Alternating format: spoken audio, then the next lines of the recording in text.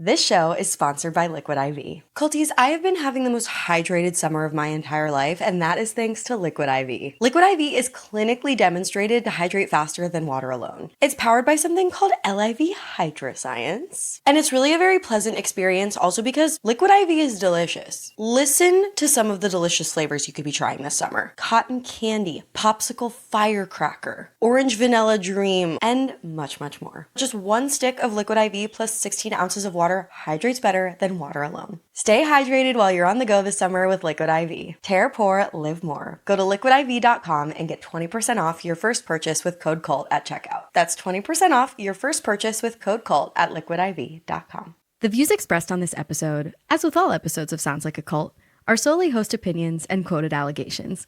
The content here should not be taken as indisputable fact. This podcast is for entertainment purposes only.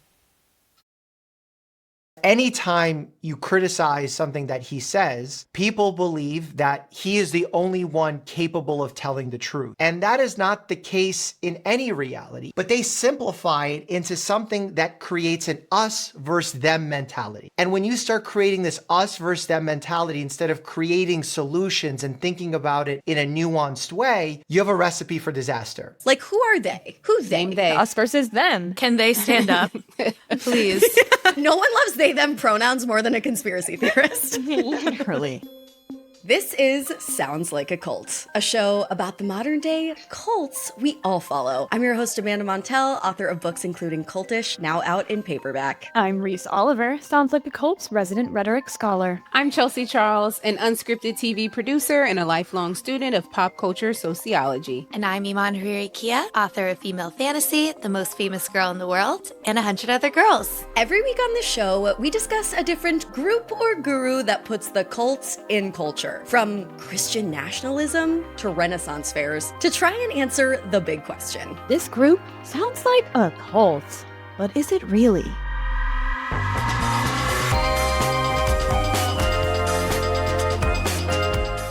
And if so, which of our cult categories does it fall into?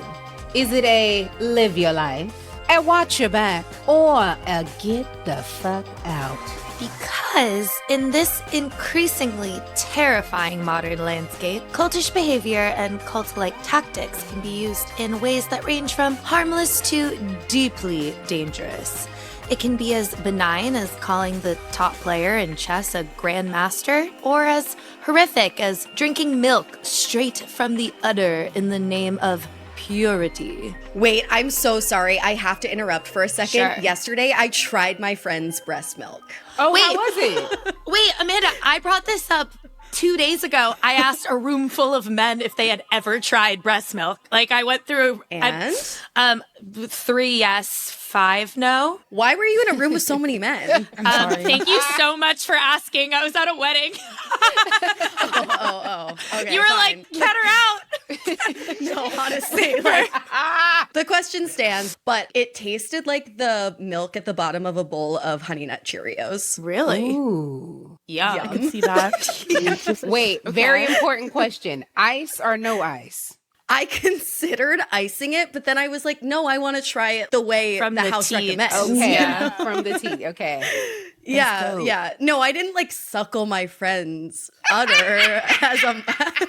But she did trickle into a cortado cup, and yeah, and I took a shot, and you know, Dude. Great April Fool's prank unlocked. Bring someone a matcha and then afterwards tell them that you put your breast milk in it. See how they react. oh yeah, see how they react. And honestly, yeah, it's a Rorschach test for friendship. The point is, today we're covering the Cult of MAHA. MAHA stands for Make America Healthy Again. It is a movement promoting seemingly good causes like children's health, cleaner food, and personal medical freedom, all the while insidiously brushing aside science, putting public health at risk, and demonizing experts, including the tall drink of water. I actually don't know how tall Dr. Mike is. Dr. Mike is our guest today, and holy shit, who would ever demonize him? If you've ever seen an absolute snack of a man in medical attire on your Instagram feed, spitting bars about misinformation and what we can do about it, then you have probably drooled over this man. Dr. Mike is a leading voice in digital health communication and the most followed doctor on social media. Speaking of hot Dr. Mike, you know who I heard is hot? Who? RFK. Wrong. No. Go look it up. Go look it up. It's a thing. To prove you wrong, I'm opening a private tab. Go look. Can't. Ew. One of my favorite things to talk about with people is RFK's sex addiction and how he chronically cheats on his wives. His ex-wife ended her life after finding a diary in which he detailed cheating on her with over 30 women. RFK then came out and said, I'm a sex addict. Like, that's why I did it.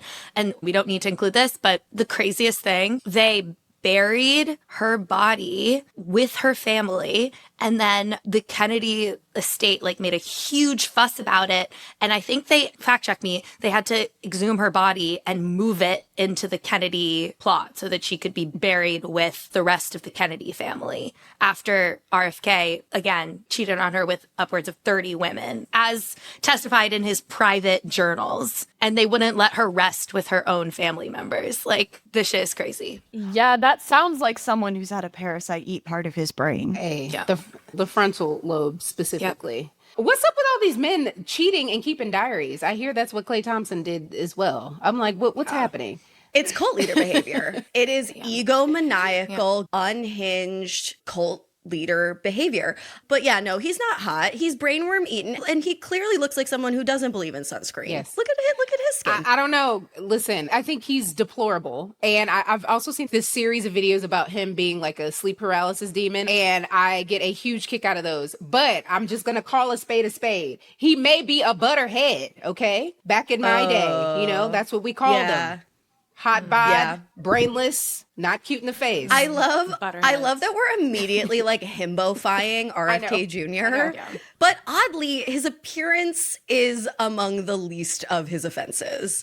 So in order to wrap our heads around the very complex cult of MAGA, which we're going to do our very best to represent in just an hour-long episode, its structure, its allure, recruitment tactics, and problematic ideologies, it probably does make sense to begin with a proper analysis of the group's alleged leader, Robert F. Kennedy Jr.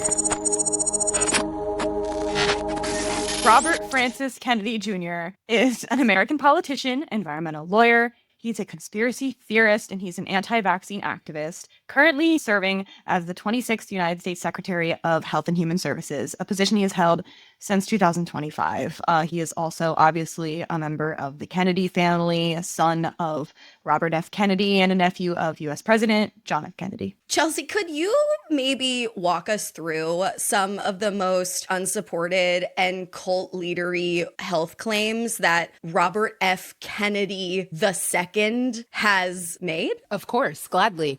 One of the claims was that COVID was engineered to spare Jews and Chinese people. Yeah. Mm-hmm. Totally. Yeah. Yep. Mm-hmm. He compared anti-COVID public health measures to the Holocaust. Mm-hmm. Yep. He also said that the CIA had been planning for years to use a pandemic to end democracy and impose totalitarian control on the entire world. Right. Mm-hmm. Human-made chemicals in the environment could be making children gay. That one is actually my favorite one. If there are gay chemicals, I want to know what they are. So you can inhale them.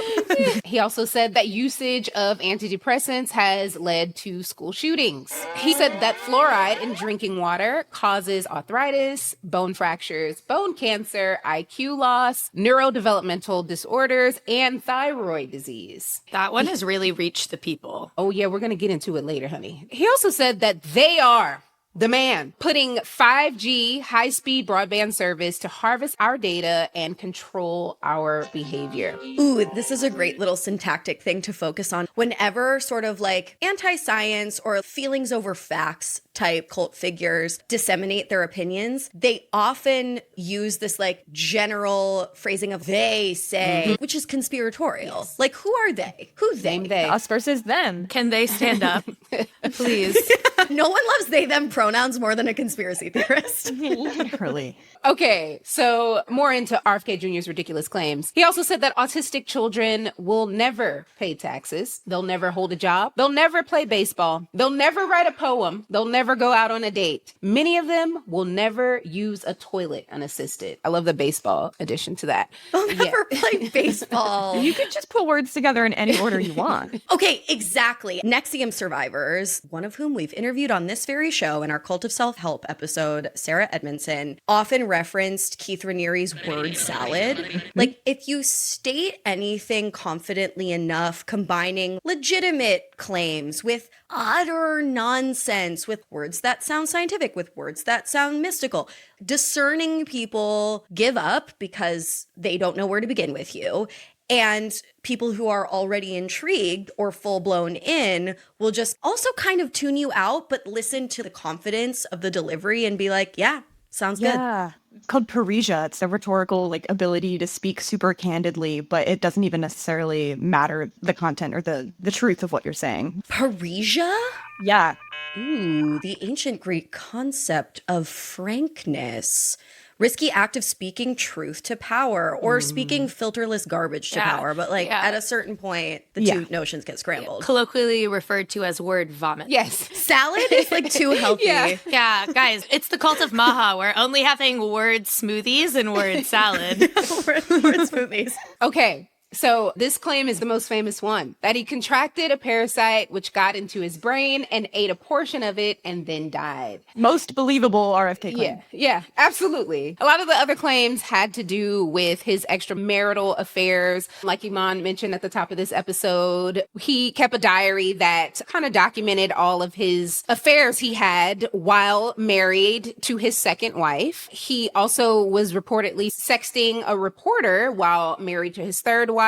He allegedly was sexually assaulting his babysitter. And he has discussed ad nauseum his past heroin usage. I think I maybe have some insight now into the diary keeping that all of these assailants do, despite the obvious risk of getting caught. Because the reason why that docuseries The Vow about Nexium, the HBO docuseries, had so much footage was because Keith Raniere and his disciples were super into heavily documenting every action of Nexium, every little humdrum daily activity, in addition to the bigger events. I think because megalomaniacal cultish leader types want a record of their actions. I mean, part of me thinks he probably wanted his diary to be found, or he wanted to admire it, like Dexter admiring the blood slides full of his victim's blood. I was literally going to say, it reminds me of how serial killers will often leave a signature so that they can get recognized for their work by those in the know, so that there's a way to connect all their crimes to one another. For sure. And clearly RFK Jr. has not been held accountable at all for any of these actions. So it really worked out the way he probably wanted. Yeah, I think it's a really good, if I put all my cards on the table, then nobody can call me out for anything because I've said it first, but in my own way. So get control of the narrative that way. This show is sponsored by Liquid IV. Culties, I have been having the most hydrated summer of my entire life, and that is thanks to Liquid IV. I was just on vacation with some friends in Mexico, and I was sweating my ass off. But I never felt dehydrated, and that is because I was mainlining Liquid IV. Let me tell you all about it. Liquid IV is clinically demonstrated to hydrate faster than water alone. It's powered by something called LIV Hydroscience, a science-backed formula which contains an optimized ratio of electrolytes, essential vitamins, and clinically tested nutrients. Whenever I pour a little packet of Liquid IV into 16 ounces of water, I can literally feel this technology working in my veins. And it's really a very pleasant experience also because Liquid IV is delicious. Listen to some of the delicious flavors you could be trying this summer. Cotton candy, popsicle firecracker, orange vanilla dream, oh my god, I'm so obsessed, and much, much more. If you are traveling this summer, have plans to party hardy, have plans to lay out in the sun, or just generally want to feel better, just remember that just one stick of Liquid IV plus 16 ounces of water hydrates better than water alone. Stay hydrated while you're on the go this summer with Liquid IV. Tear, pour, live more. Go to liquidiv.com and get 20% off your first purchase with code CULT at checkout. That's 20% off your first purchase with code CULT at liquidiv.com. Now, culties, I know it can be very taboo to talk about money, dollars, cha-ching, but this is a mostly female audience, and I think we as women and some token men, hello, and of course all my gender non-conforming angels, should be talking about saving money and strategies for financial literacy more. Which is why I'm super excited to tell you about a financial investment app that's super straightforward and easy to use that can educate you about investing your money. It's an app called Acorns. Acorns is a financial wellness app that's a super smart way to give your money a chance to grow. Acorns is easy. You can sign up in minutes and just start automatically investing your spare money, even if it's just spare change. And Acorns grows with you, so whether you're just starting out on your saving journey or you're thinking about settling down soon, Acorns supports your big and small goals across every life stage. I love how this app is incredibly user-friendly and demystifies some of the financial investment stuff that can feel really overwhelming. Sign up now and Acorns will boost your new account with a $5 bonus investment. Join the over 14 million all-time customers who have already saved and invested over $27 billion with Acorns. Head to acorns.com/cult or download the Acorns app to get started. Paid non-client endorsement. Compensation provides incentive to positively promote Acorns. Tier 2 compensation provided. Potential subjects to various factors such as customers' accounts, age, and investment settings. Does not include Acorns fees. Results do not predict or represent the performance of any Acorns portfolio. Investment results will vary. Investing involves risk. Acorns Advisor LLC and SEC registered investment advisor. View important disclosures at acorns.com/cult. Speaking of making history, let's get into a little bit of the history of the cult of MAHA. So MAHA, again, short for Make America Healthy Again, is a Trump-era health movement now formally being implemented through HHS, the Health and Human Services, under RFK Jr., who frames it as a plan to overhaul America's food, health, and scientific systems in response to chronic disease. So its official priorities, according to the HHS website, include removing petroleum-based food dyes, changing dietary guidelines, reforming SNAP, investigating autism, and restoring trust in vaccine safety. And I want to really emphasize the quotation marks around restoring trust in vaccine safety. In vaccine safety. The euphemisms are euphemisming. But the movement's public-facing leaders, including RFK Jr., helped popularize MAHA's critique of processed food, Big Pharma, and chronic illness policy. But at its most basic,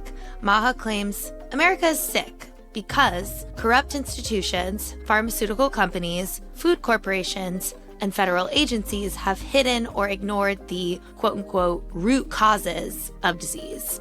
When I hear this, I'm just reminded of how slippery of a slope MAHA can be, because every once in a blue moon, a good point is made. There are a lot of unregulated chemicals in American food. And I think we can all agree that we do want to make the country healthy again. But by agreeing... again. Yeah, the word again. Yeah. I don't know why I even said again. When was it healthy? We want, oh my God, see, I just did it. We want America to be healthy. We want Americans to be healthy. But by agreeing with that, one statement, overarching claim, you then descend into madness, like genuine madness. I literally just proved it myself. You maddened fool. Yeah. I can't believe it. I know. Next, I'm going to be throwing away all of my store-bought milk. I just can't believe it. I'm literally just thinking, one day you're like, wow, I really wish there weren't all these unregulated preservatives used to spray food before it reaches the grocery store. And the next day you're like, wow, they're putting autism in the water supply. And that's really the missing piece. Is it's what happens when you try to investigate these problems without looking at any of the social or economic inequity that is causing them. So when you're not actually looking at food deserts, when you're not actually looking at issues like pollution and the ways in which those actually disproportionately affect the people of our country. And it feels like the worst effects of these these issues like the malnutrition, the not being able to afford food. Like, I know that none of that concerns RFK or is what he cares about. Like, he cares about it from a much more crunchy, convenient angle. And because of that, it's a much easier slope to all of this other bullshit because it's just like a catch-all for all of his weird opinions. Yes, Reese, I was just going to say, it reminds me of the episodes we did on Erewhon and I believe the Cult of Pilates, is that what we're actually seeing is that MAHA started from a good place, but it's like this wellness romanticization and hyper consumerism. And it's like everybody has this idea that they want something cleaner, but it quickly becomes just aesthetic. And that's not what it should be about. Yeah, I'm reminded a lot of homesteading, where it's a lot more about a very idyllic lifestyle, but not actually about sustaining the communal ties or trying to achieve a kind of something like utopia wherein having those things available to you inherently would be possible. Before we move on, can I ask a brave question? What is beef tallow? It's just fat, I think. Is it just fat? How did it receive the rebrand of the century? Because it's like collagen. Yeah, it's rendered fat. Oh my God. But we're just putting say because that. it's an inclusive. Any fat can be an inclusive. So yeah. I think the MAHA thing is like, first of all, health information is really intimidating. Who wants to read a peer-reviewed study, really? That means the work of science communicators is so important. But measured science communicators often struggle to stand out against the like cult fear-mongering and rah-rah attitudes of MAHA influencers, RFK Jr. types, and a broken clock is right twice a day. A broken clock is right twice a day. So they do have surface level messaging that makes a lot of sense. And here's the problem is that like scientists who know what's going on, like my mom and I talk about this all the time. My mom, who's a cancer cell biologist, she acknowledges that this movement has certain ideas that most of us can get on board with, but they're not going to say the same thing about pro-science people. Yeah. So like, what are we supposed to do? Yeah. And there's such a like elitist exclusivity too, to the idea that in order to be living the right way, you need to only eat organic or only eat things that are sourced a specific ethical way. It's so expensive. It's not something that people who are often affected by poverty-based health issues can even afford to buy into.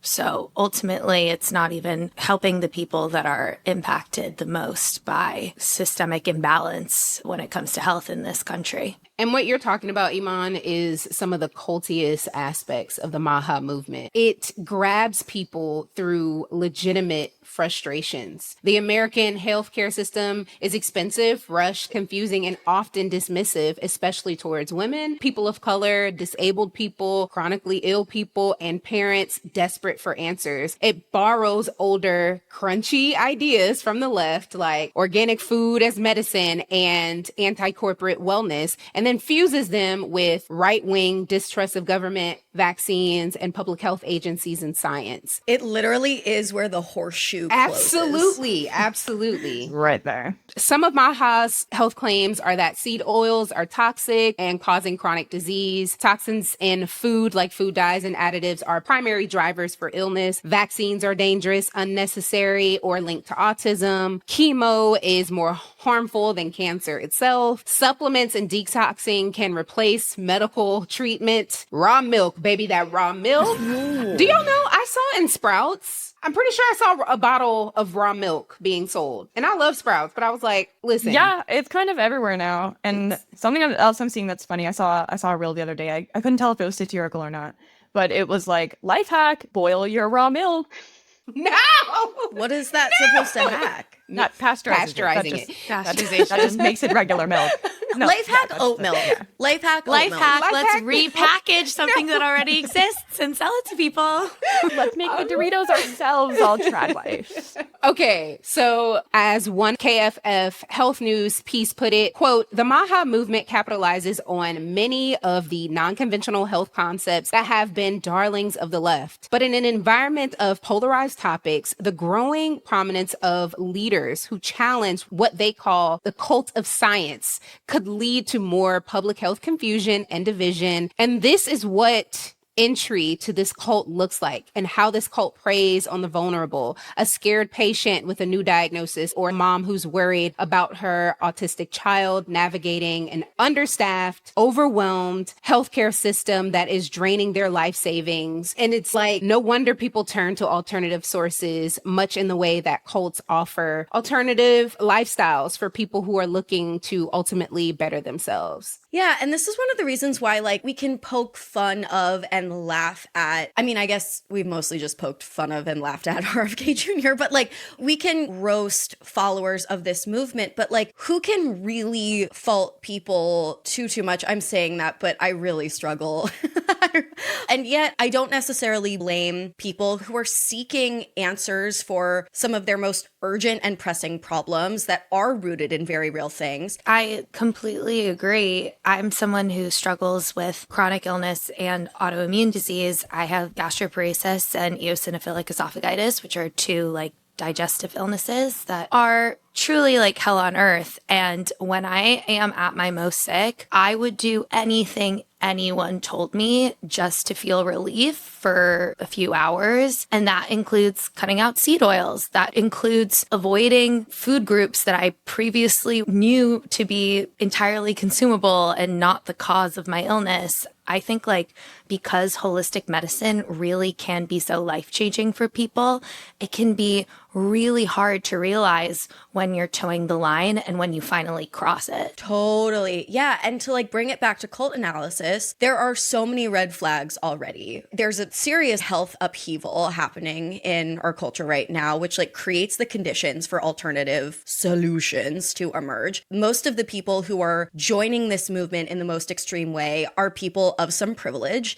And that's like this myth about cult followers is that they're like desperate at the end of their rope, would follow anyone into the woods. But no, like cults want people who have money and time and influence to spare. And it's really hard as a member of this movement to say like, oh, I agree with this, but I don't so much agree with this. You kind of have to buy into the whole lot in order to be accepted. Which I would argue that like feeling accepted when you're going through something tough, like raising a sick child or dealing with health issues yourself, feeling a sense of belonging probably feels just as good as finding medical solutions. Yeah. Amanda, I want to kind of contextualize, because there's been a lot of legislation that has been introduced recently on a national level and locally. And I just want to contextualize for our listeners what that looks like. Because my best friend is an environmental lawyer, and we talk about all the time the things happening in Louisiana specifically. But there has been a bill recently that was passed called MAHA, which is a brand specifically for Louisiana. And it's aimed to improve like public health, focused on the things that we were talking about, like the food additives and clean living standards. And what we keep mentioning is the nuance that a lot of these bills miss, because Reese, just as you said, food access in these low income and rural communities. So like a lot of these people in South Louisiana are living in food deserts. And so you have this elitist standard if you want that you think people should be, I guess, subscribing to, and they don't even have the access. And the fact that what's healthy is being defined culturally and scientifically. So for a long time, like Southern Black communities and indigenous groups like the Homa and the Lumbee were taught that soul food was unhealthy and it was part of the problem, when mainly that diet is comprised of beans and greens and grains. And so then you have to ask the question, it's not just about access, but who is deeming what these people are eating as unhealthy? So it comes from a very, very, very privileged place. And it's gross because, I mean, these bills have just been recently introduced, but by, I think, June is when the deciding factor happens if this is actually going to come into fruition. Oh my God. Thank you for contextualizing that. And also, this is why I think it's so important to talk about movements like this on this podcast, because like, it's not just a group of worshipers in robes on a compound. This is showing up everywhere, including places you might not think to look. It's showing up in legislation. It's showing up in mom groups. It's showing up in algorithms, even among people who are not right wing or whatever. And so it's just important to notice the signs and notice where they come from, what's motivating them. So maybe we should get into talking about some of the kind of real world culty consequences and horror stories that have come of this cult. So, the most obvious horror story is vaccines. I know a MAHA follower who told me when I told him that I was getting the COVID vaccine that if I got leukemia from it, he would laugh. So that's how that's going. God. We've done a whole episode on anti-vaxxers earlier this year that you can go and listen to. But according to the CDC, MMR vaccination rates among kindergartners have fallen to about 92.5%, which is below the 95% threshold, which is needed to prevent outbreaks. And that decline has coincided with a sharp rise in measles cases. Who'd have fucking thunk? Including more than 2,200 cases in 2025, the highest levels seen in decades. This after the US declared measles completely eliminated in 2000. So yeah, we're making America something again.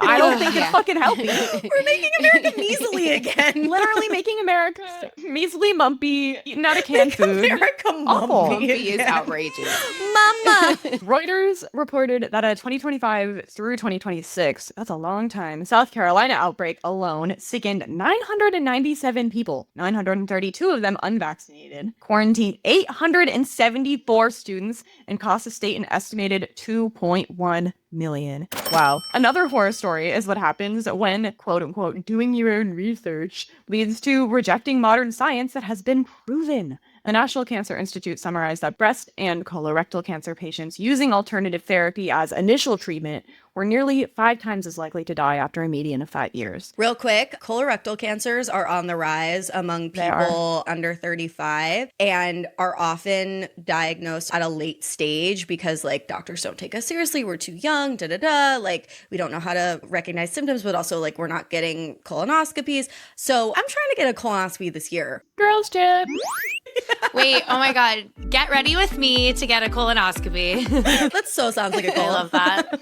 And then there's policy. According to KFF, the Trump administration's 2026 budget proposal includes major cuts to core public health programs like the CDC and the NIH, while proposing $20.6 billion for a new MAHA-linked agency called the Administration for a Healthy America. Word salad. Reporting from CBS News says this new agency would take over and reduce funding for existing programs that track disease and manage chronic illness. So, while the branding may be about making America healthier, the concern is really that the systems that are actually keeping people healthy are being scaled back at the same time. Well, speaking of branding, let's talk a little bit about influencers. Influencers are a major engine of the MAHA ecosystem, and they're often where the movement becomes persuasive and profitable. Many creators package health advice alongside affiliate links, like and subscribe, supplement lines, coaching programs, and paid communities, which then turns fear into a pretty great revenue stream. The more alarming the claim, the more engagement it drives, and the more products can be sold to fix the problem. Yeah, that sounds like the America I live in. What's the craziest MAHA-related social media post each of us have seen as of late? Ooh. I mean, I have not so much had MAHA rhetoric show up online for me as I have had it show up in real life. For example, some family members of mine are neighbors with an anti-vax, Trump-supporting evangelical lady who, when you first meet her, looks kind of like a hippie. Like she loves watercolor and wind chimes. But it's so confusing because she's like hippie MAGA. That's MAHA. My culture is not your costume. Okay. Stop dressing like a slutty hippie if you're not gonna walk the walk. Stop dressing like you love people and like you want world peace. Yeah, I mean, I think that MAHA has really reached the people of Brooklyn in a very chic granola way. It's more so being peddled as make sure that you are downloading an app to make sure that nothing you eat from chain restaurants has any seed oils in it. I don't know. I also think like other micro ways it shows up. I'm sure we all noticed like the big influx of emphasis on protein over the past year. It's now becoming fiber. I don't know if anyone noticed. And it's tricky because, we were just talking about the rise in different types of rectal cancers. Fiber consumption is really important for young people. But again, it's that tricky line. Like, when does it transcend from we should all just be mindful of naturally consuming fiber in our diets to we need to buy specialized products? Right. Chelsea, what's one of the wackiest MAHA claims that you've experienced in the wild? Okay, so here's the thing. I actually teetered a little bit. 2 years ago, when I was still living in LA, I had a primary care physician and a homeopathic primary care physician. This person, which I loved her, she was trying to get me off of my Adderall and transition me into another one called synapsin, and it's a peptide. So I got pulled into the world of peptides. And so now all I see on my timeline, which you all know, it's under the MAHA movement, are the peptides, these like compounded chemicals where they're still not FDA regulated. And it's just a whole bunch of people randomly going to these places, getting these chemicals and injecting themselves with it. So it's a crazy world. And I think the GLP-1 was a slippery slope into that. That's what I was going to say. I actually don't have an example, but I think the GLP-1 is a big component of the whole protein and fiber push of it all, because nobody's eating enough, so everybody needs the protein and the fiber. And it really just emphasizes to me how much the priorities of this movement are about looking like a certain version of health, or what this movement thinks healthy looks like. It's not actually about creating a world where people are healthier or feel more supported. And I think that that's the, again, portion of it is I want to go back to a time when people felt more pressured to look the way I want them to look. And I think that that's all it is, really. Oh, God. GLP-1. Speaking of things that people are putting in their bodies that have not been tested on the long-term side effects of perpetual infinite use, GLP-1s on people that don't have diabetes or PCOS. That's one of the biggest risks. I really want to cover GLP-1s in 2027. We're going to have to be so delicate about it. So delicate. But, we are in our take no prisoners era. It sounds like a cult. Gone are the weeks when it was back-to-back Trader Joe's and whatever the fuck. Now we're out here doing Trump ladies and manosphere. Okay, so I think it is high time that we transition into our interview with the one, the only Dr. Mike. We want to know, how does a movement that starts with fair questions about food, chronic illness, and a broken healthcare system end up ushering measles back into our lives? Mama, Make America Monthly again, to help us sort the legitimate concerns from the extremely dangerous and culty conclusions. We are joined by Dr. Mike, a practicing physician and one of the internet's most recognizable voices on medical misinformation.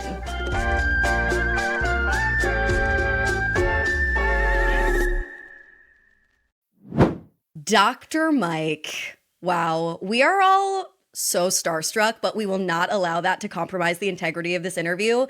Welcome to Sounds Like a Cult. Wow, such high praise. I appreciate that, but I'm starstruck because I'm excited to learn from your wisdom and perhaps share some of my experiences from this wacky world I find myself in. Oh my God, a bit of mutual love bombing. We love that. Could you introduce yourself for our listeners who dare not know and explain your relationship to the cult of Make America Healthy Again? I'm Dr. Mikhail Varshavsky, better known as Dr. Mike, especially in the world of social media. I'm a board-certified family medicine physician that focuses on prevention instead of just cures, and really try and spend the half of my time educating the world for the huge amount of misinformation they're being dealt every single day, both on social media, traditional media, television, etc., with the primary driver that is currently head of Health and Human Services, RFK Jr., and the organization known as MAHA, Make America Healthy Again. So you're a culty antidote in this godforsaken world. So one thing about cults is that they often operate on the promise that insiders have access to some kind of transcendent wisdom, a promise that is actually often based on fallacious logic or lies. From your perspective, what are some of the core values that people in the MAHA world, including otherwise smart and decent people, are holding on to right now? And where does the actual science science land on these claims? Yeah, I think the entire MAHA movement started with some great principles, trying to keep kids as healthy as possible, realizing that we're facing a chronic disease epidemic, making sure that we get people out into sunlight, moving around, spending time outdoors, not just fixed on our devices. The fact that we have tremendous healthcare spending in our nation, one of the most in the world, if not the most in the world, and yet the outcomes that we get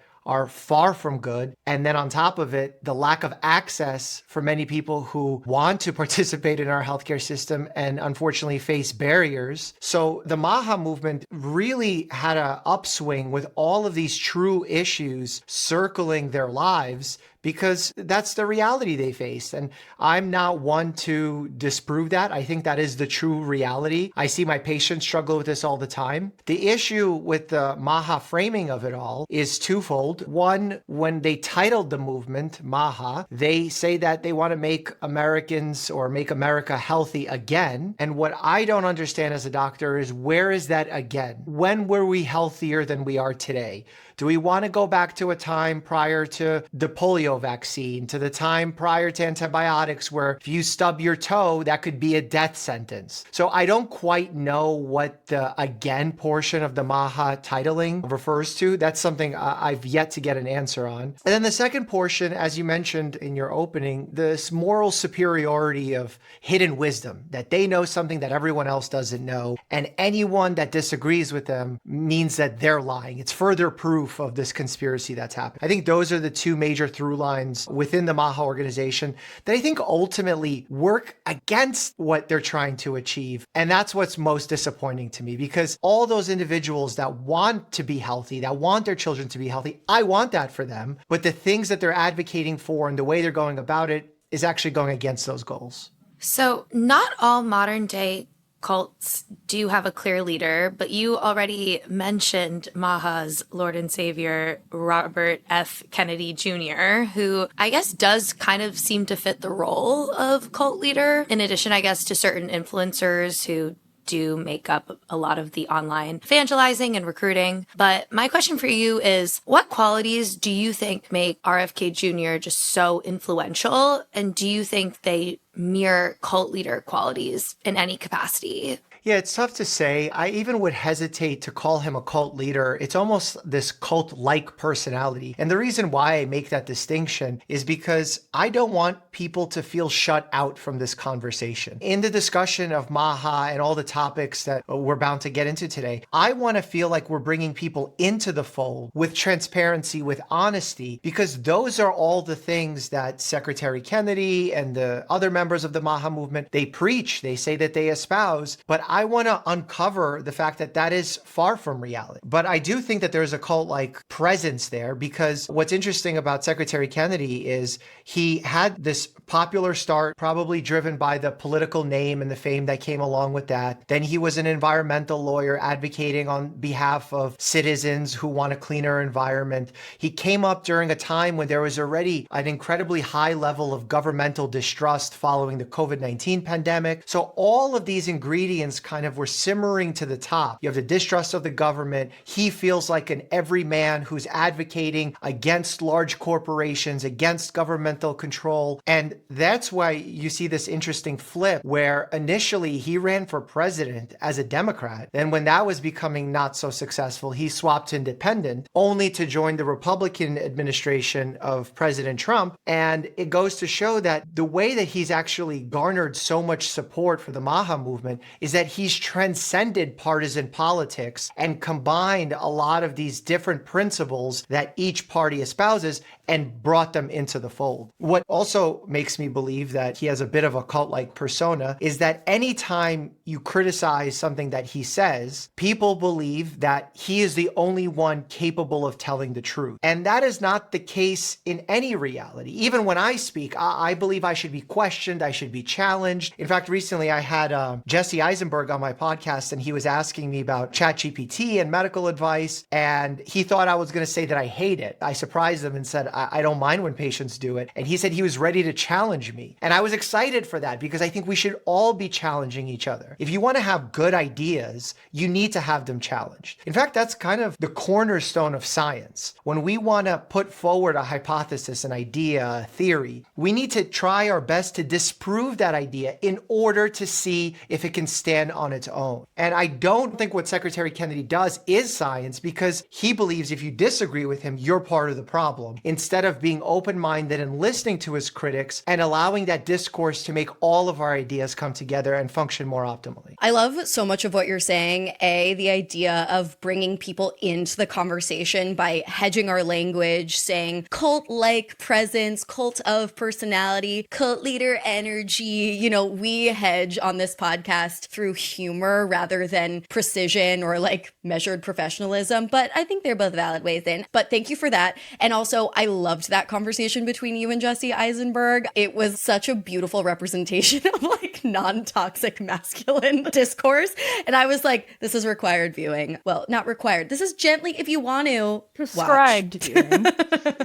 recommended viewing. So, Dr. Mike, we often talk about how when it comes to cults, the ideas are sometimes less important to members than the community that surrounds them. So, in your opinion, what are some of the MAHA movement's most harmful ideas? Where do they come from? And what aspects of the community allow these ideas to gain traction? Yeah, so usually the initial ideas of these types of movements start with good intentions. In fact, we've seen this play out in medical media. The medical talk shows when I was going through my medical training was like the Dr. Oz show. And initially that started off as a great program, educating people about heart health, heart healthy diets, ways to incorporate exercise into your everyday life. And that was the early seasons. Later seasons transcended into how your zodiac sign impacts your heart health. So it's like they always start with a little bit of accuracy and a little bit of science, and then it transcends into something else. And I've seen that with the MAHA movement where they will rightfully point out that obesity is a huge problem in America, that chronic disease, prediabetes, diabetes, hypertension, all of these issues are huge problems in our nation, and we need to desperately get them under control, especially when it comes to thinking about the quality of life, the length of life, and the healthcare dollars that are continually ballooning to truly a level that's going to be unsustainable and the system will undoubtedly break. So I think about these ideas that they start off with, and we can take like ultra processed foods as an example. Now, if we look at data between ultra processed foods and whole foods, we see that generally people who consume ultra processed foods to a higher level will have worse health outcomes. They will over consume those ultra processed foods because of the way that they're designed. Now, the way that these foods are designed is done so in order to get you to eat more of the foods. Was this done maliciously in order to get you to be sick? In order for you to develop a cancer, heart disease? No. It's much more simple than that. It's right in front of all of us. The companies want to sell you more of their ultra processed food. And if they can make it in a way where it's leading you to not feel satiated, if it's addictive in nature, they're absolutely going to make more money. And at the end of the day, that's what private companies do. That's sort of their goal. So we start with the notion of ultra processed foods seem to be, on the whole, less healthy, that if we overconsume them, they create a problem. And then it starts finding its way to who's to blame. Well, it's the companies to blame. Well, the companies are poisoning us. Well, they're poisoning us to keep us sick in order to make a profit. Anytime we see seed oils on a packaging, that automatically means this food is awful. Anytime we see any kind of metal component in a food, we automatically assume it's awful. But that type of thinking is not very logical, because a lot of times when it comes to thinking about one's whole life, there are so many risk factors at play. There's so many variables in our lives that change how we feel, how we live, how long we live, the quality of our lives. And this could be from something as simple as if you have your shades open in the morning and you're exposed to early sunlight, whether you go for walks, whether you have a support system, you have barriers to accessing healthcare, all of these factors matter. But they simplify it into something that creates an us versus them mentality. And when you start creating this us us versus them mentality instead of creating solutions and thinking about it in a nuanced way, you have a recipe for disaster, especially in the day and age of social media where algorithms love villainization, they love extreme content, and that's really given credence, power to the MAHA movement in a way where we've completely neglected nuance. We've lost sight of the fact that, hey, injecting peptides, chemicals that are not well tested could be bad. And yet Secretary Kennedy's all about them. And when we have really great evidence, decades worth of evidence across many nations, many continents for vaccines, also chemicals, he suddenly thinks these are bad. And it's very clear that we're not keeping any sort of logical consistency here. And that's the flag that I love to raise for those who support the MAHA movement, because ultimately, I don't think the MAHA movement is doing what they think it is. The hypocrisy is really quite something. It reminds me of, I used to work in the beauty and wellness industry, and there was a girl who would like not take ibuprofen for pain because it was like the Western medicine, but her face was full of fillers. See, crazy. Modern medicine. But look, here's the thing. As an individual, I just want to give you my mindset on it. I'm curious how you reflect on it. As a doctor, if a patient tells me that, I actually don't think that's problematic because everyone sets arbitrary lines in their lives, whether it's who they want to date or what kind of food they like to eat. Fair. So like everyone has their own preferences. It's when they start becoming activists and advocating for it, not truthfully, not saying I don't like taking it, that's fine, but it's dangerous to take ibuprofen. It's much safer to do filler. And that's when I start developing a problem with it because now you're misinforming people. That's an essential distinction. Genuinely, like, do whatever you want, but do not evangelize to me. And I'm sure you saw the Tylenol autism press conference, which was an absolute disaster. Oh my God. Wait, so Dr. Mike, this is an aside, but so you've touched on your thoughts on seed oils, peptides, and vaccines. I'd love to know your thoughts on like the newest legislation that's been introduced to removing fluoride in water. I think folks have developed, especially in the MAHA group, this chemophobia, where anything that sounds like a chemical means it's automatically terrible for you. But there's actually two principles that we need to keep in mind when we're evaluating the safety of a chemical. One is hazard, one is risk. The simplest way to explain this is a shark is hazardous, right? No one wants to hang out with a great white shark. But the risk of you having a shark attack if you're not in the ocean is zero, unless you're watching one of those 911 medical dramas where the shark escapes onto the highway and is floating all over the place. So it's as much about whether or not this chemical is hazardous, but what is your exposure to said chemical? What is the route of exposure? And what is the dosage of that exposure? And what we fail to realize is we have all sorts of exposures in our everyday lives with certain chemicals that are totally normal, that our bodies are well accustomed to. And it doesn't necessarily mean that when you hear chemical, even a specific chemical like fluoride, it automatically means it's bad. The research that folks grab onto about fluoride and its effect on developing minds in children is largely tied to extremely high doses of fluoride and not what is added routinely to drinking water at several locations across the United States. And yet it has tremendous benefit for the development of proper dental hygiene, dental health, and those factors matter a lot, especially when you think about the disproportionate impact on those who are facing difficult socioeconomic times. And that's the reality that we need folks to focus on. If you don't want to have fluoride in your water, you by all means, especially as a wealthy person who are not impacted by fluoride, you can go buy bottled water, which by the way is not necessarily better. There's issues with plastics in bottled water, bacteria, all sorts of other things that can come up. But you can get bottled water, you can get a filter to remove the fluoride and allow the public health measures to help as many people as possible. Because the reality of healthcare is there's always a trade-off. No matter what treatment we're instituting, medication, surgery, therapy, there are always pros and cons. And that's difficult to assess for an individual, but even more difficult to assess across a public health spectrum. That doesn't mean we give up and don't do it.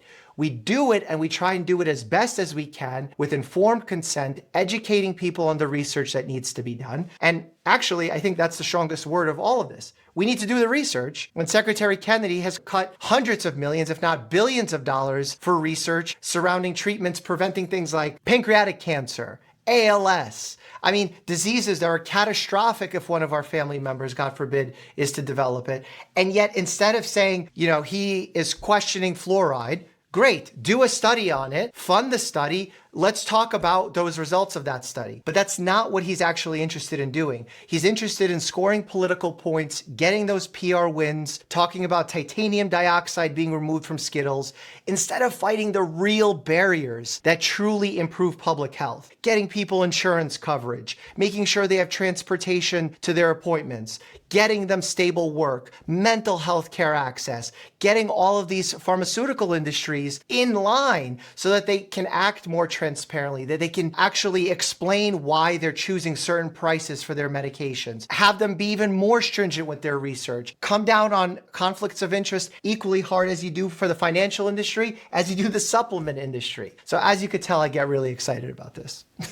Totally. Oh my God. Thank you for that. And your point about the MAHA movement infusing words that sound chemically with this strong emotional charge is a hallmark of cultish language and transitions kind of perfectly into our next question. Yes. Are there any specific rituals or language that signal to you that someone is deep in the MAHA mindset? I think when we start bringing up terms like all natural, detoxing, these words traditionally signal that you are part of this movement, not necessarily part of it, but at least going down into that rabbit hole. And the reason why all natural has this bit of MAHA conspiratorial mindset to it is that there's an assumption, a false assumption, that just because something is natural means it's safe, or just because something is natural means it's better than the synthetic version of this chemical, of this product, of this food.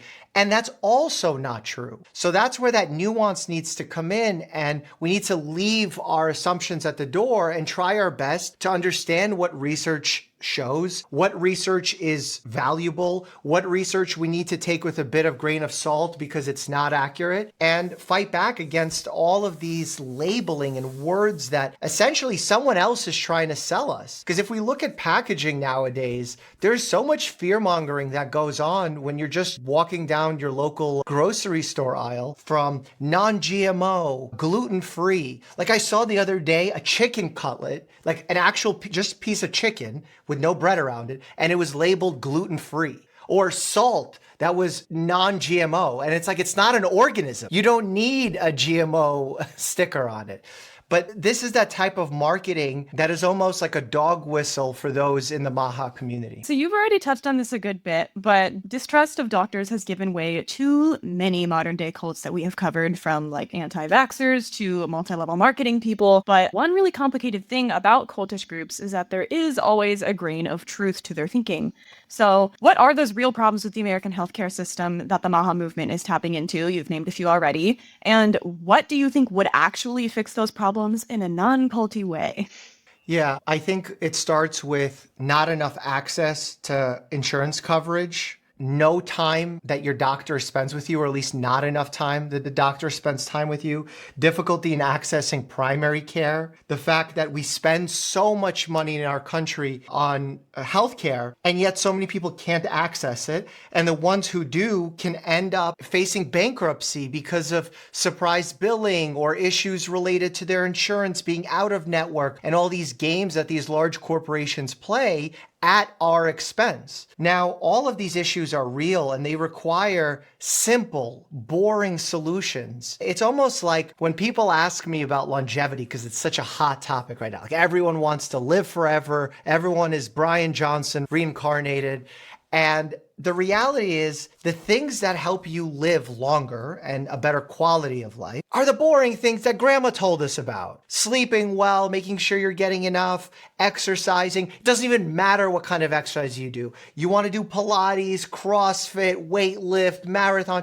It doesn't matter. As long as you're moving, that is the win. And then eating a wide variety of fruits and vegetables, a plant-focused diet with some lean cuts of meat if you prefer.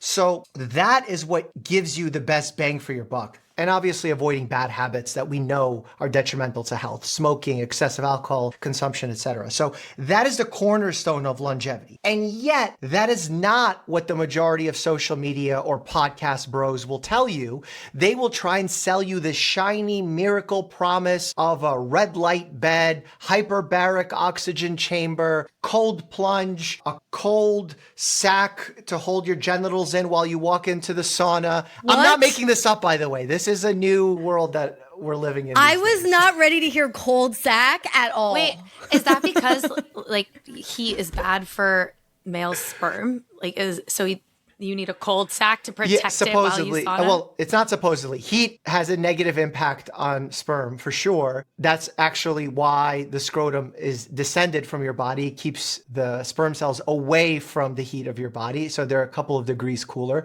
But that is not why they talk about this cooling sack. They talk about it because they worry it impacts their testosterone production or their general health. And we don't have evidence for that. And that's the reality of a lot of these biohackers, where they outpace the level of evidence to try and get ahead of things, which if you really hold them to the claims that they've made across their careers, the huge majority of them turn out to be wrong and incorrect, but they bank on you forgetting all of those claims and just remembering the one time that they were right. But if you want to choose a good person to listen to for health advice, you much rather take the person who is more often right than they are wrong, than more often wrong than they are right. Because health is about limiting bad things, not trying to find the one miracle thing and getting a bunch of bad things to happen to you. So to me, this shiny object that all these biohackers try and sell you is really a distraction. That's the micro level. If we zoom out to the macro level, Secretary Kennedy, instead of focusing on getting mental health care covered, family leave as part of medical care, good reproductive rights secured for our nation, instead of focusing on all of these important issues that dramatically improve quality of life, are preventive, not reactive. Like they often talk about our system being all about cures, not about prevention. Vaccines are prevention, but he has some sort of weird qualm about them and is anti-vaccine. Oh, and going after Big Pharma when they're acting inappropriately. Pharmacy benefit managers is a whole other book of worms to open. So instead of focusing on all these boring things that require work, he tries to sell us the shiny stuff. The seed oils, the beef tallow, the titanium dioxide in Skittles, that all red dyes are responsible for every behavioral problem in children. And that's just not the reality. And there might be some bits of evidence in there to support some of those things, but it's not the huge problem. So we're getting some of these PR wins, but at the expense of actually making progress.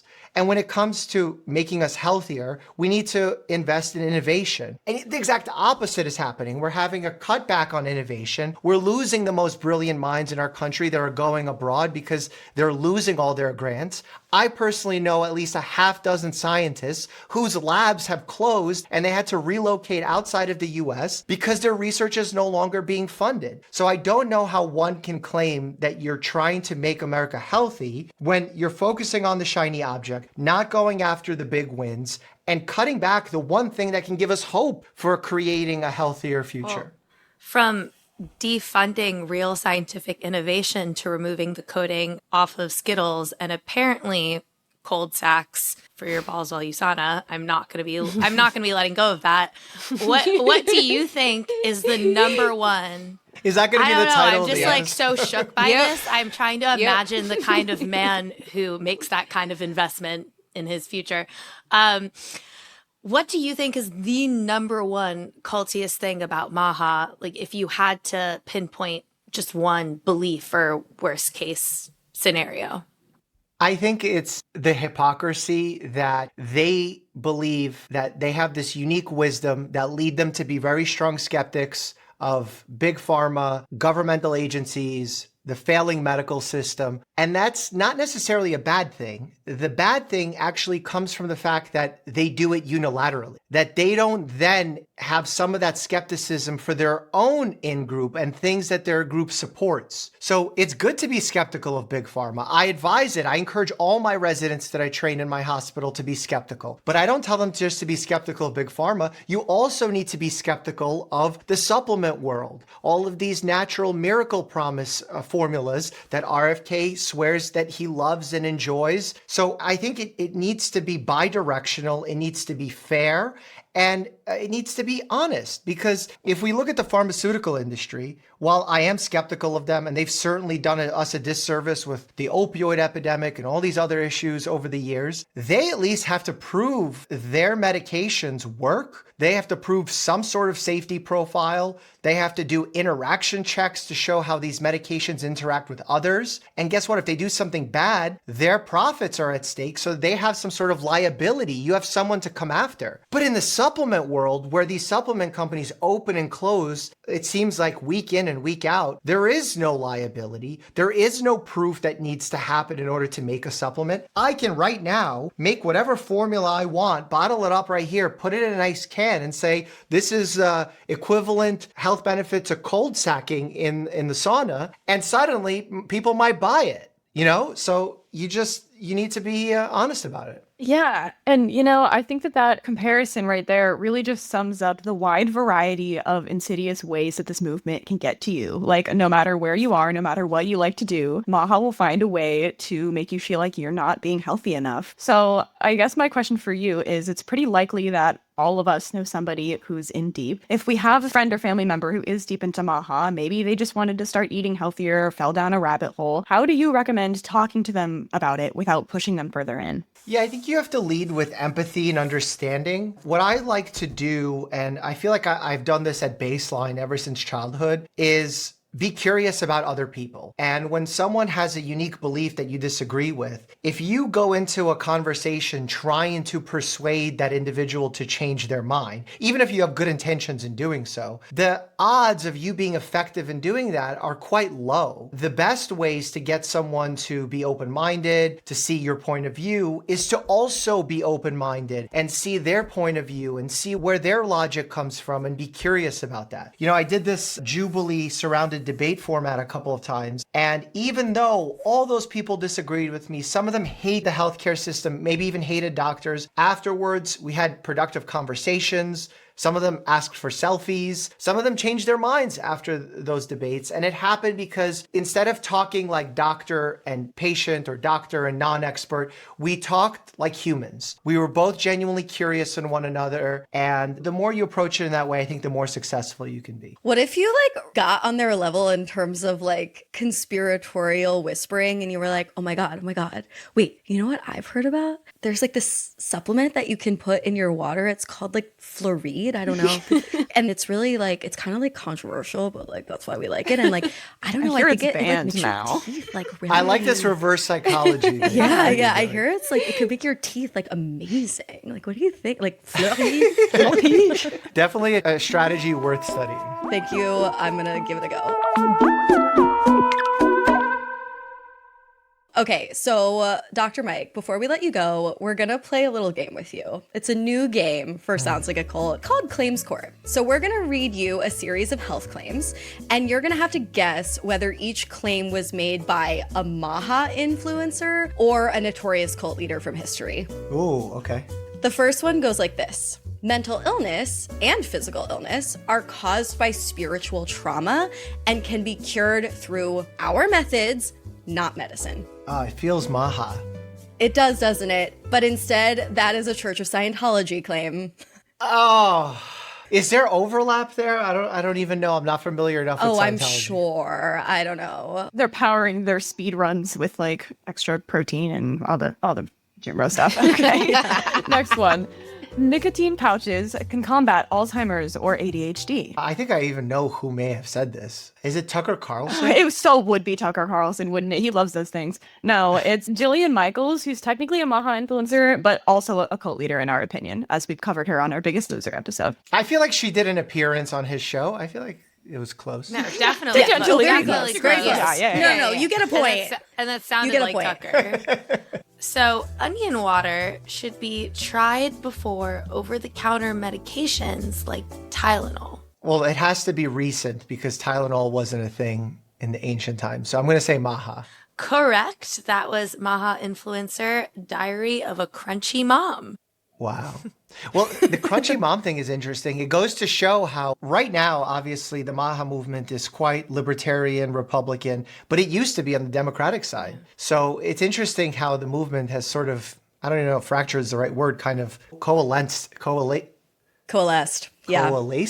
Coalesced. Sorry, English Yeah. as a second language here, struggling. No, you're doing amazing, sweetie. I mean, when I hear crunchy mom, maybe 20 years ago, someone would have thought of like a divine, feminine, hippie, left-wing girly. But now when I hear crunchy mom, I think MAGA. Okay, so the next one. Dying is not the end. It's a revolutionary act or a transition to a better existence. Okay, this feels Egypt. Pharaoh days. Because they believed in the afterlife. You're right. Historical context. Yeah, it is cult leader. It's from the People's Temple cult. Jim Jones. What era is that? The 70s. Next claim.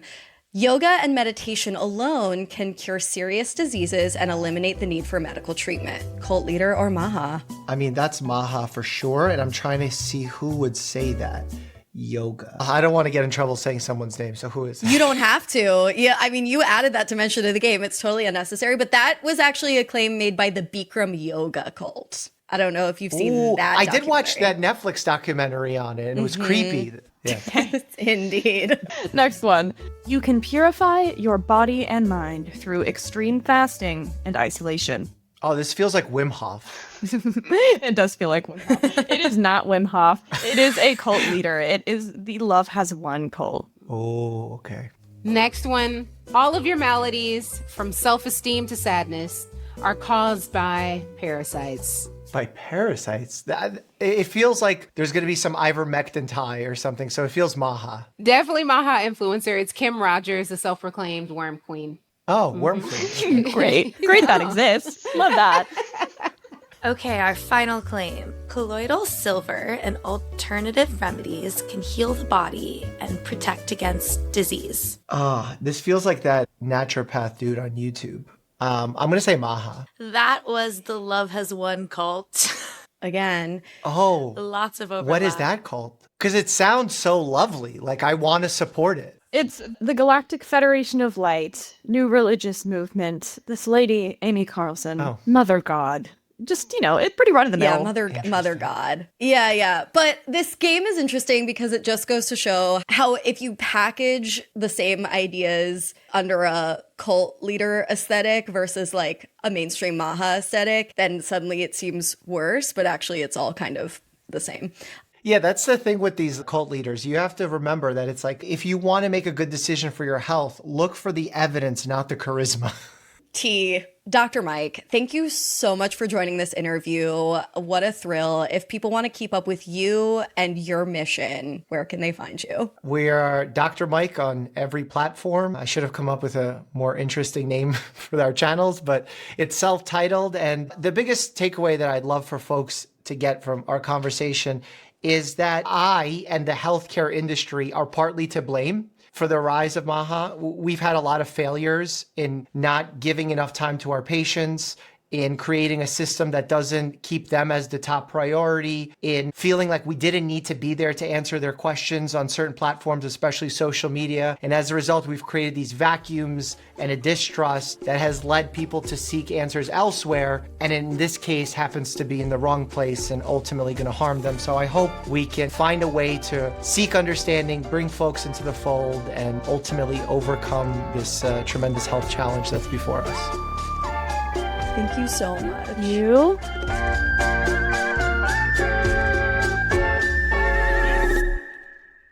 All right, y'all. Out of our 3 cult categories, live your life, watch your back, and get the fuck out. Which do we think the Cult of MAHA falls into? Should we say it on the count of 3? Yeah. We might all have different answers, but okay. 1, 2, 3. Get the fuck out. Fuck out? Amanda, are you not sure? Did we all? Do you want to stay? No, the Cult of MAHA, get the fuck out. In its final boss form, get the fuck out. I was thinking, like, if we really want to divide, because it is natural for the human mind in times of crisis and tumult or whatever to, like, start dividing into us versus them, splitting, whatever. But I'm just like, if you want to demonize someone, demonize the profit-driven companies, not the government. Or I mean, demonize this government. But like, I don't know. It's so upside down and backwards and twisted. I think it has to be a get the fuck out, even if some of the intentions are pure and some of the needs that it's attempting to fill are real. I also think MAHA, get the fuck out, and in a lot of ways, holistic medicine, get the fuck in. I think that there's so much to be said about the ways in which we can supplement our health and the ways in Western medicine with Eastern medicine and alternative solutions. Like, I really do think those two things, looking at your body and your mind holistically as like connected parts of the self, addressing that injunction with Western medicine and health is so important. But those that take advantage of that and then toe the line and dip too far into conspiracy, that's when you need to get the fuck out. Yeah. If I can make one final point, be nice to your doctors. And I think it's indicative that we need systemic changes for the ways in which, like, cult of medical school, the ways in which our doctors are treated, because Dr. Mike's number one piece of medical advice for people I saw in another interview is to build a good relationship with your primary care physician. And these doctors, the ones that are really good are the ones that are empathetic. And unfortunately, that also means that they burn out way too fast. So I think that treating this as not a human issue is also part of the problem. Ooh, hot tip. Chelsea, you got anything? No, I'm just remaining my same from the beginning. It's get the fuck out. Absolutely. Okay, let's go. Yeah. All right. Well, that's our show. Thanks so much for listening. Stick around for a new cult next week. And in the meantime, stay culty, But not too culty. Culty. It'll work. It'll work out.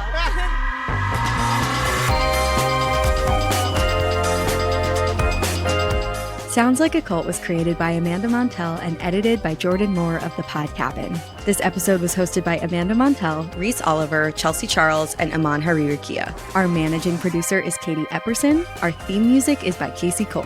If you enjoyed the show, we'd really appreciate it if you could leave it 5 stars on Spotify or Apple Podcasts. It really helps the show a lot. And if you like this podcast, feel free to check out my book, Cultish, The Language of Fanaticism, which inspired the show. You might also enjoy my other books, The Age of Magical Overthinking, Notes on Modern Irrationality, and Word Slut, A Feminist Guide to Taking Back the English Language. Thanks as well to our network Studio 71. And be sure to follow the Sounds Like a Cult cult on Instagram for all the discourse at Sounds Like a Cult Pod, or support us on Patreon to listen to the show ad-free at patreon.com/soundslikeacult.